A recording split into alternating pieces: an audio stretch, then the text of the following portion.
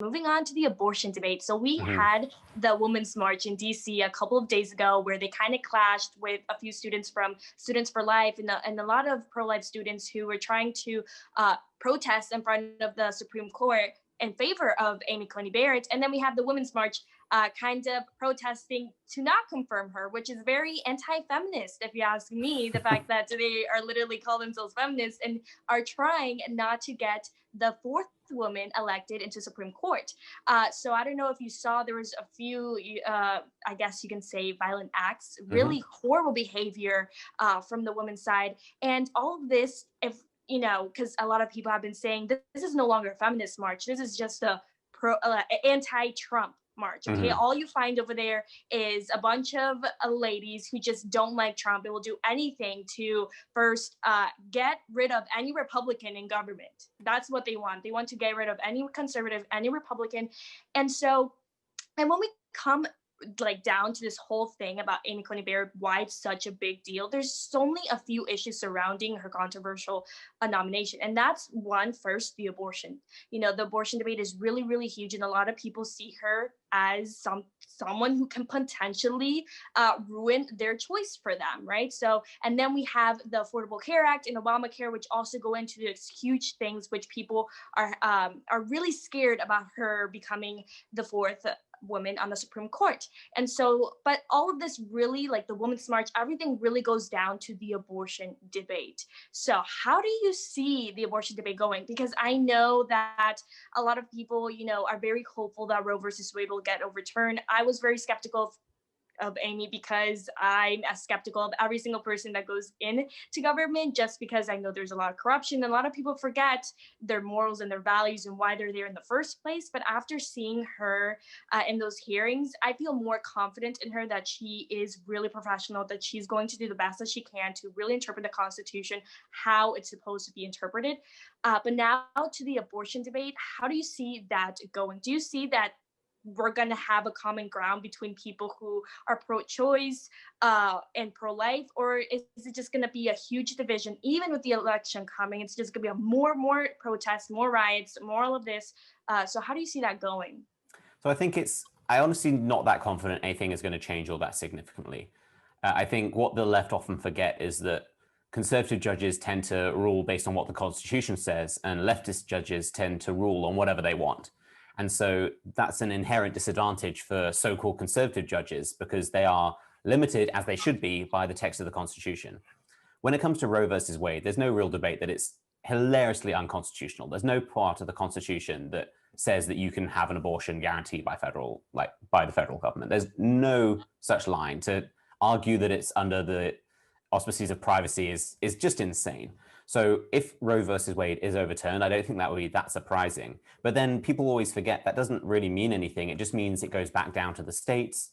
I would think that the vast majority of states would probably allow abortion in some form, certainly in the first trimester, probably in the second trimester. Places like California, New York, Massachusetts, New Jersey, they'll allow the same positions as they do now, which is up to the point, if not slightly after the point of birth. So really, I think people are focusing too much on the legislative part. Whenever I talk to people about abortion, I always say, like, this has to be a cultural battle. It can't be a political battle. People are obsessed with this idea that you can just write something on a piece of paper and suddenly everything changes. You can, for example, people are always clamoring to make abortion illegal. It's like, well, does that achieve what you actually want? If the goal is to stop abortions, then it has to be a cultural thing where we change our framing of what abortion is and why it's so wrong. If you just make it illegal, people will still do it. Like, that's often kind of a strange argument used against making it illegal because it's like, well, it'll still happen. So, well, murders will still happen, but you make murder illegal because it's wrong. That's not an argument against making it illegal, but it is an argument against the really the goal that you want, which is to stop abortion in the first place. Making it illegal without the cultural changes won't make any difference. We need to be approaching this as a cultural issue of people taking responsibility for their sexual decisions and approaching abortion for what it is on a cultural level, rather than just leaving it to some judge to decide yes or no. Like, it's very dangerous to live your life based on what a handful of unelected judges decide. I wish people would take a little bit more responsibility for this debate. Right. Yeah. And I totally agree too. I totally think it has to be a cultural change. I mean, the first step into I feel like making abortion illegal is changing the cultural uh, perception of abortion. Because, like you said, even though Roe versus Wade gets overturned, it's still going to go to states, and most majority states are going to still allow Yeah. abortion. And so, what that does is that now we have to go into those individual states then and now be like, okay, now we have to now kind of go back. We kind of take a step back and we have to again do everything that we're doing now, which is to teach people and to educate people about the abortion and all that. We kind of have to do that again, so it's not really like we're going a step farther into our Hmm. goal. We're kind of taking a step back either way, because we still have to do the same thing we are doing now, and those states majority that's still going to allow abortion. And so it has to be a cultural change, and I feel like when it becomes that cultural change, if I'm hopeful that we will probably see it in my generation, because I want to think that my generation, Gen Z, is becoming very conservative and very pro-life. And so if there's that cultural change, then I feel like that can now affect legislative how we see abortion in those certain states or in the Supreme Court. I know that because you are a guy, probably a lot of women step on you and tell you can't talk about this issue. You're a male, blah blah blah blah blah. Have you had any like heated discussions with radical feminists, or has it all been pretty smooth for you? I'd say I haven't had that many, mainly because they don't last very long, because people tend to shut their ears when like they see you're a male. It's kind of funny, like gender only means something when it's politically advantageous. It's like men can be women, women can be men, until it comes to abortion where men are not women, you have no voice. So I think all of that is kind of ridiculous from the start. But whenever I come across someone, usually on Twitter, who says, oh, you're a man, you don't have a voice, it's like, well, that logic makes no sense. Can you be anti-slavery if you're white? Like if you can be anti-slavery and not be a slave or not be subject to the risks of slavery, then you can be a man and be against abortion. The fact that men cannot get abortions, contrary to what a lot of transgender activists would say, is really meaningless to whether or not an abortion is a moral act or not.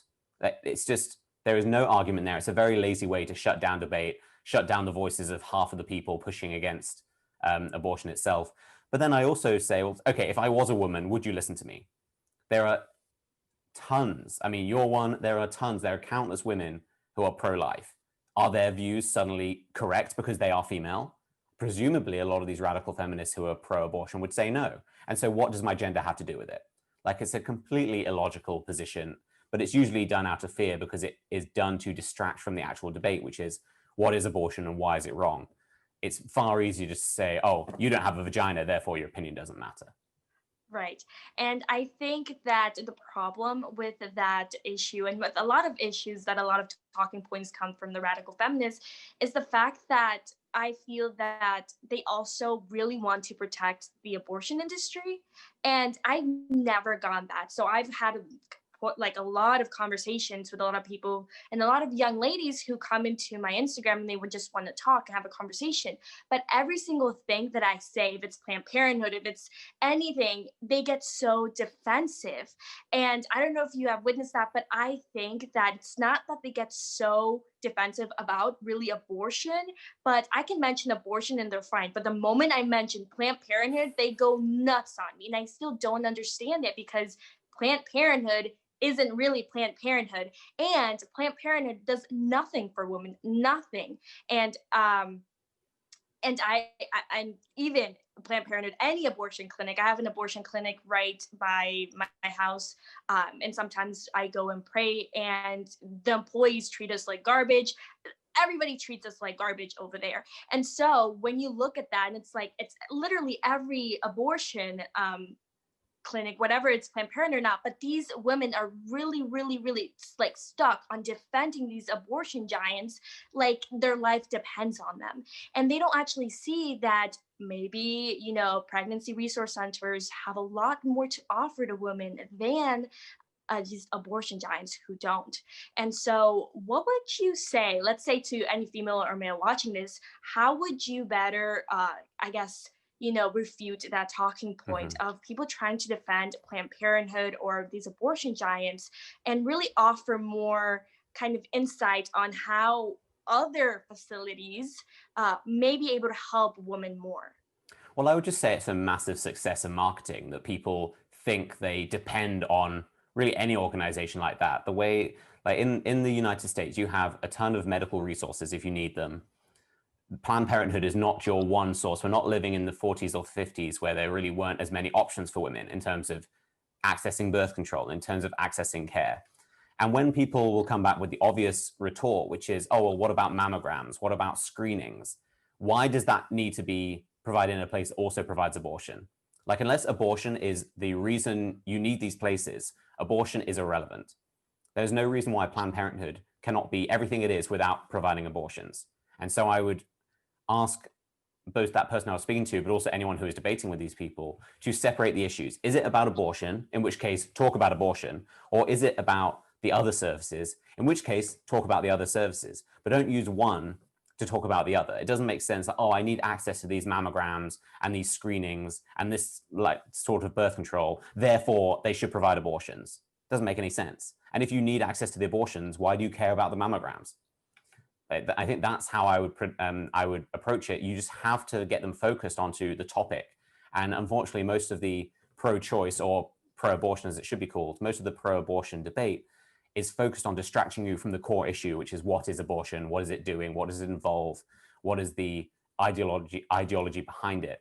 And every time you hear something, your first thought should be, is this a distraction from the issue? And most of the time it is. It is. It really is. And I also had a conversation with this. I forgot when it was, but it was some time ago. And she is a conservative, and she is also pro-life. But she said that she wasn't really on the Trump train, even though he's doing pro-life stuff, because even though he's defunding Planned Parenthood, he's not really funding pregnancy centers. And so this whole thing came up in my head saying, do you want the government to take over pregnancy centers? Because, I mean, when that happened with Planned Parenthood, it didn't go so well. And so, what is your thought? Should the government get involved, or should you just let organizations run their private organizations and provide the care for women? Because I've also heard the argument that organizations work because government does not get involved. I think I'm on the fence a little bit. I think there is definitely space for government because the whole role of government is to protect people's rights, but also to provide resources when someone is to some extent in trouble. And part of protecting people's rights is protecting the rights of people who would otherwise be killed in an abortion. And so I think it's very important for, especially conservatives, when we talk about the abortion debate, to talk about it with some compassion, some empathy, and understanding of the bigger picture. I think there are a lot of conservatives who would just like to outlaw abortion, like force every woman not to have an abortion, dust their hands off and walk away. And we don't really want to be living in that world because that creates a lot of people who may be very unhappy, may feel lost and without support. And so I think the role of government can be to provide heavy resources behind adoption, for example. Like adopting a child in the United States is ridiculously difficult. I've spoken to multiple people who have struggled for years. And the number of children who would like want good homes, that's absurd to me. And if your one like decision between having an abortion and not having an abortion is, are there resources for the child? I feel like there is a role for government to draw a dividing line sometimes to provide enough resources where it is not a worthwhile decision to have the child aborted, if that is truly your feel. Like, often that is not the feeling that drives the decision behind a lot of abortion. But if that is, I think that's an area government can help. And so it is important for private organizations to exist, but there is some role for the government to play. It just has to be focused in the right way and targeted with the right style of resources. Yeah, right.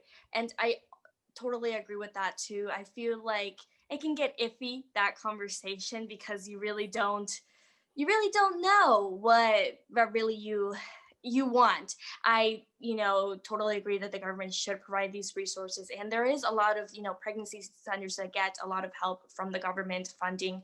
And I also think that organizations that are private do amazing work as well. So I feel like if we have a balance of both, Mhm. it would be a lot better, but not have one just ultimately the government take over every single pregnancy resource center and that doesn't really go so well because, again, even though we're living in Trump's America, that will change. Mhm. And you don't want whoever's in charge to now be in charge of pregnancy centers and being able to regulate them and look over them and all that.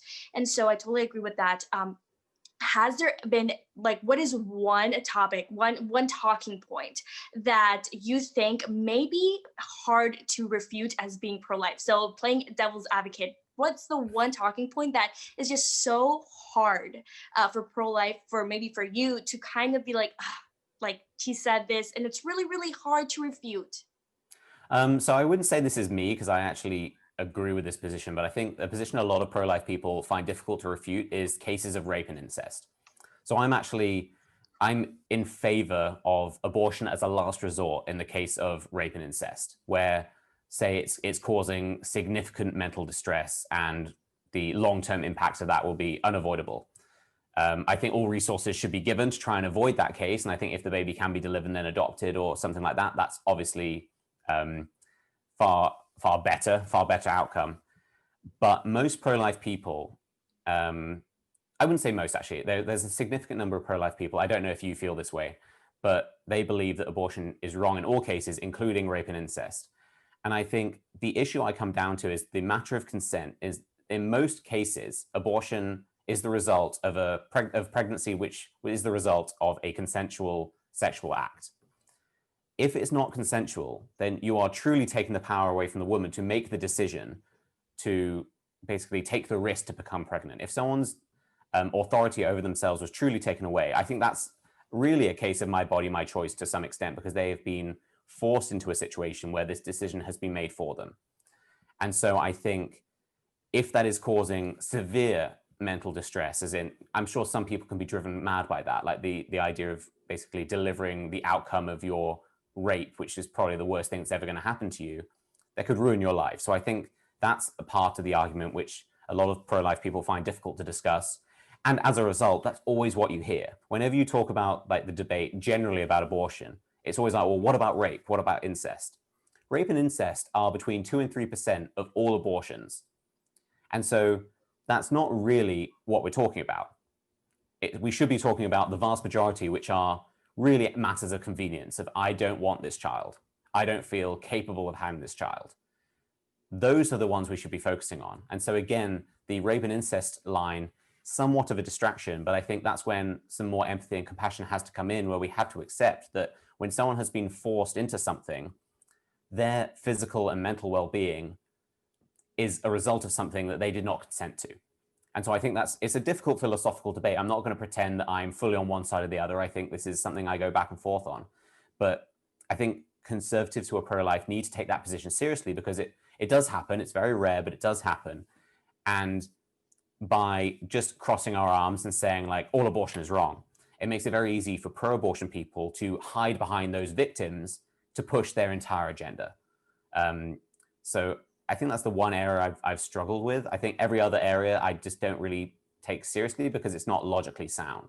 Like basically every other argument in favor of abortion comes down to the assumption that human life has no value until you decide it has value, which makes no sense. Like that goes against pretty fundamental principles that have made countries like America so great, is that individual freedom is a thing, individual value is a thing, and we have value as human beings from the moment of conception because that's the only line we can draw between being a human and not being a human. All of these other lines make zero sense. Like all of these debates with pro-abortion advocates are just ridiculous. Oh, it's when they can feel pain. It's like, okay, so if I'm lying in a coma under morphine and I can't feel pain, can you kill me? No.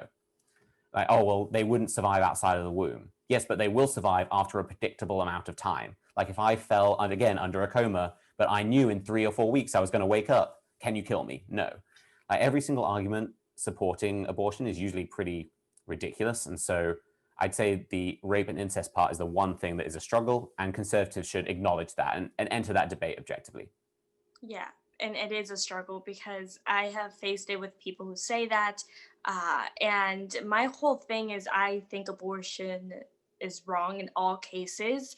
But I think those that have to do with rape and incest, is really difficult because throughout any abortion, I mean, if women do it, find themselves pregnant because it was consensual, whatever the thing is, my priority is always the woman, the support that she needs, Mm-hmm. right? And I don't think abortion really gives support to that woman, because I'm under the impression that she just, if it's in the case of rape or incest, she just went through something really horrific.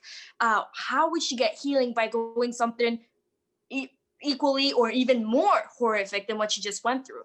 And so really trying to help that woman by allowing her also to make another huge decision that's probably going to affect her and not really help her in her healing, I'm under the impression that that may not be such a good idea. Instead, I always try to just make sure that that woman knows, or whoever it is, that she has the support that she needs in whatever case it may be. And so I think that's something that I think the pro-life movement really needs to focus on, is just showing, and I feel like they really do. I feel like we do that very, very well. We really do show the support that we have, not just saying, abortion is wrong, but Mm-hmm. also saying it's not going to help the woman either. It doesn't help the child, and it's definitely not going to help the women.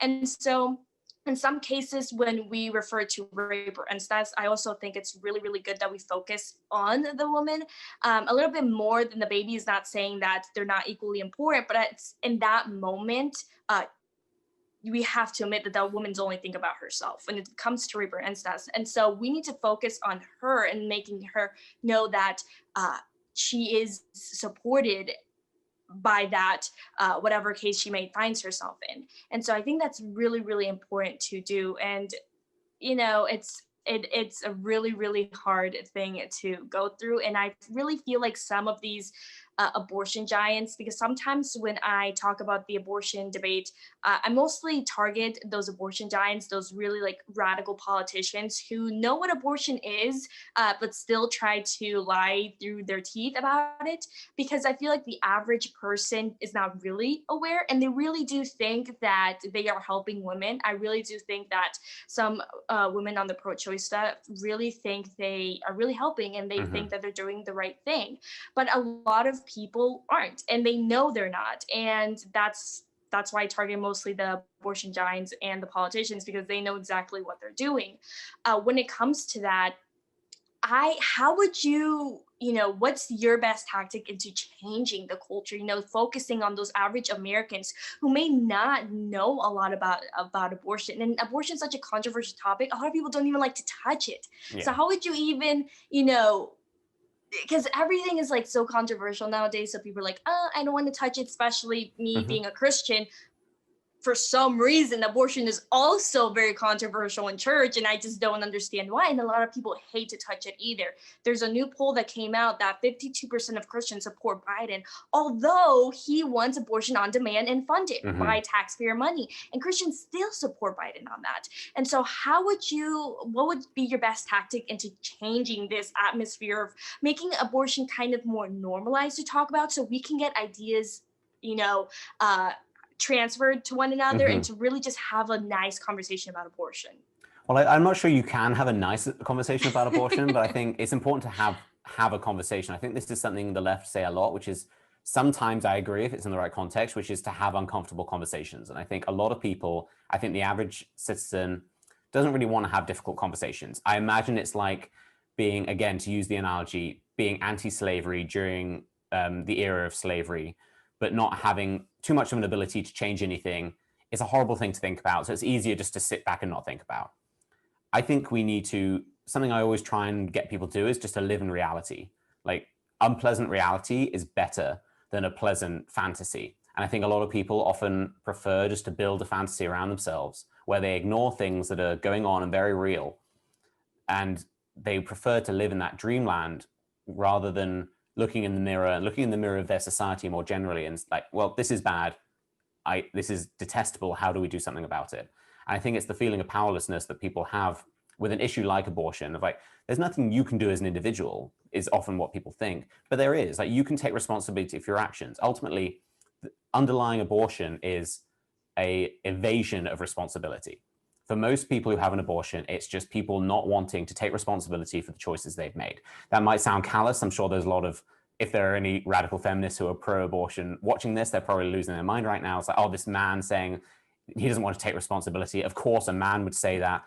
But ultimately, it's for men too to take responsibility for their decisions. I think it's appalling when men, for example, have sex with a woman, get her pregnant, and then leave. I think that's an act of utter immorality that, again, our society shouldn't accept. They didn't used to accept as much, but now it's perfectly normal. A lot of communities have vast single parenthood rates. So that's something that men need to do. Men need to take responsibility for what they're doing. They need to take sex seriously, and they need to take responsibility for the outcomes of their decisions. But in the same way, women need to do that too. Men and women are fundamentally different. One obvious example is that women can have babies, men can't. And so with that, sex is not the same thing. Like, the risks and the outcomes are different.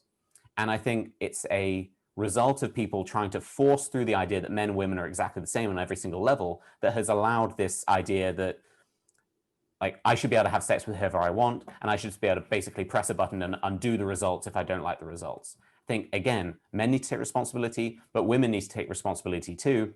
And if you do get pregnant, that was the result. If it was the result of a consensual act, you know that is a risk. Like, it's not like anyone's having sex and, oh, but I didn't realize you could get pregnant from that. Like, you should know this. That is an outcome. It is now a human being. You are now responsible for that human being. You have a duty to either care for that human being or make sure that human being is cared for. It's beyond you at that point. So I think ultimately, the few points I come back to are living in reality. Like, just because something is unpleasant doesn't mean you shouldn't talk about it. If anything, it's more of a reason to talk about it. And taking responsibility, accepting the risks and the outcomes of your actions, and accepting that you will not basically be a child, sit on the floor, shout and scream until it goes away. Because in a lot of cases, that's what abortion is. I know people always talk about abortion, how it's such an awful decision, it's such a difficult decision. That might be true for some people, but for a lot of people, it is. I know people who've had multiple abortions, for example. You can just undo it and carry on. It's like nothing. And that's the way it's presented by a lot of people. It used to be safe, legal, and rare, and now it's just legal.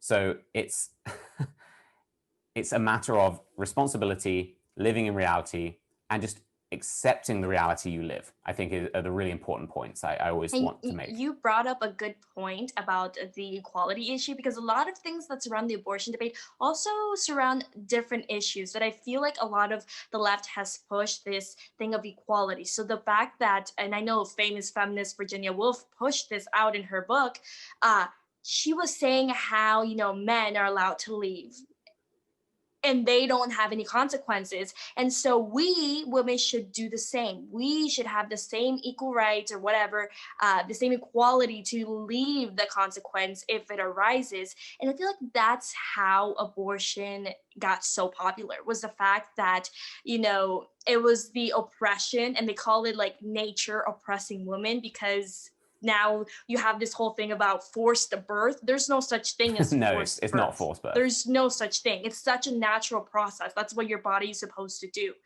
And so really what it comes down to is the fact that the abortion giants really got these women to think they're oppressed, and not just oppressed by men, but their own nature, their own body, biological body that they were born in. The fact that they are forced to carry a child, the fact that, many women say that I don't need anybody to treat, to like not treat, but to like, I don't need nobody needs my body to help them survive, right? And so it's all about oppression, about it's your body, so you get to do whatever you want.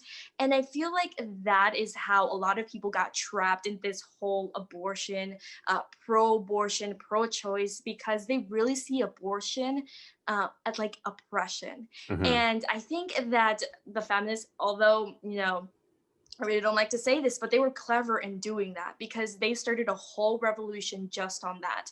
And not only about the abortion, but now everything. So we have feminists, saying about literally everything, that they want equal rights. And they think that, as you pointed out, men and women are not the same. We are not the same. No matter how much they want to push it, we are not. But they do, and they want to, and they want to believe it so bad. And so I feel like that is an illusion that they live in. The fact that they think that they also you have the same let's say rights, that they say rights to leave the pregnancy, which is not the case, because you said men can give birth, women can't. They have different responsibilities due to the pregnancy that arises. The men often, not good at all, and men should have total responsibility to stay in there, but they do have different choices than women, and that's just kind of facts. Men don't carry the baby, but the women do, and that's not a sign of oppression. That's just Hmm.